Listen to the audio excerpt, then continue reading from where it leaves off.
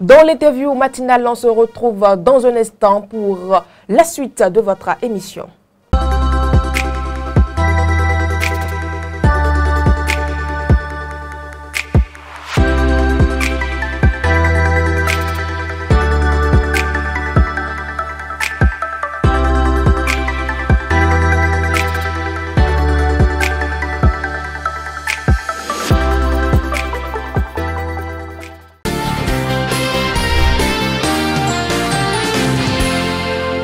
Moi, personnellement, je ne sais pas pourquoi on tient à déplacer le marché. Et ce n'est pas le marché seul. Je vous ai dit, dans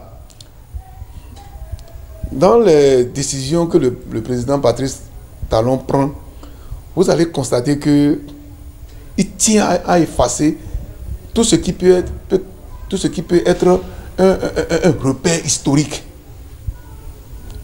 Vous avez vu, le PLM allait du menacé.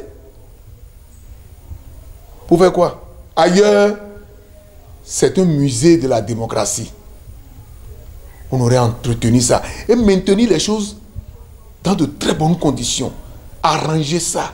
Et le naturel va demeurer. C'est-à-dire 90, on va toujours lire 90 à travers ça. Mais comme ils tiennent à effacer tous les acquis de cette démocratie, de cette conférence-là, plus rien. Puisque je vais estimer que c'est à partir de 2016 que l'histoire du Bénin a commencé.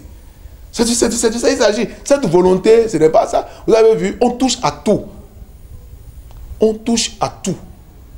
Au motif qu'on veut faire réforme. Quand même, quand on va dans la forêt, là, nos anciens nous enseignent qu'on ne touche pas à toutes les plantes dans la brousse. Parce qu'il y a des communications qu'il faut faire avant de toucher même certaines plantes. On veut raser Dandokpa parce que ce qui... On veut sacraliser, n'est-ce pas, son intention et après, pour sacrifier finalement ce qu'il y a d'historique. L'histoire ne les intéresse pas, surtout que ce n'est pas eux qui sont acteurs de cette histoire-là. Ce n'est pas eux, eh bien il faut effacer ça. On peut sortir un plan d'aménagement de ce marché et le moderniser. Et ça va être attrayant. C'est manque de volonté et on a des objectifs précis. C'est-à-dire, comme tout, enfin, c'est à quoi vous pouvez toucher au Bénin, il faut concentrer que ça, c'est Rutu qui a fait ça. Volonté, ça c'est la mégalomanie inutile. Ça ne paye pas toujours.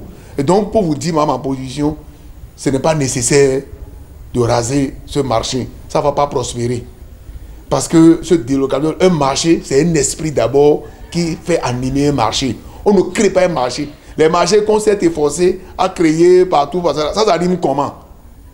Même avant lui-même, avant 2016, il y a des marchés qui ont été créés, mais c'est les moutons qui dorment dedans. Parce que le marché a quelque chose de sacré.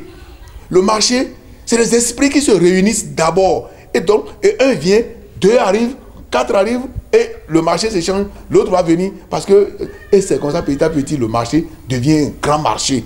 Parce qu'il y a un esprit.